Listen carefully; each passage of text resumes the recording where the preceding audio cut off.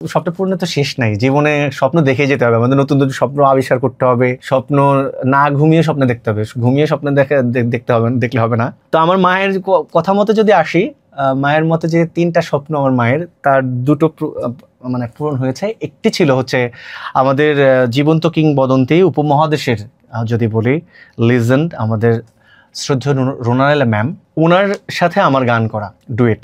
এবং সেই দ্বৈত গানটি এটা আমার অবশ্যই আমি সৌভাগ্য বলবো, আমার সুরে আলামিন জমাদ্দার সবুজের কথায় এই গানটি আমাদের হয়েছে দুজনের ডুয়েট গান, এই না বৃদ্ধাশ্রম শিরোনামে।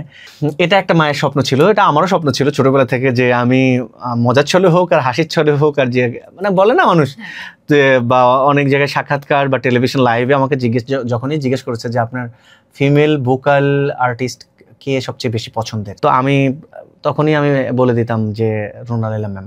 তারপরে যে স্বপ্নটা ছিল যে শাকিব খান ভাইয়ের সিনেমাতে গান করা। আমার মায়ের আরেকটা স্বপ্ন ছিল যে তুমি গাবা, অবশ্য সময় লাগবে, এরকম।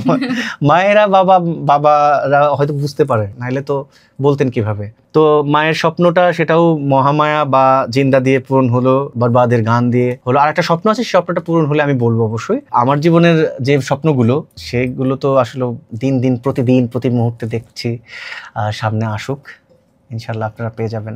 একার জীবন আমার কাঁধে আমি বইতে পারছি না, বেকার মন আবেগে বাঁধে আমি সইতে আর পারছি না। এ কেমন ভালোবাসা কইতে পারছি না,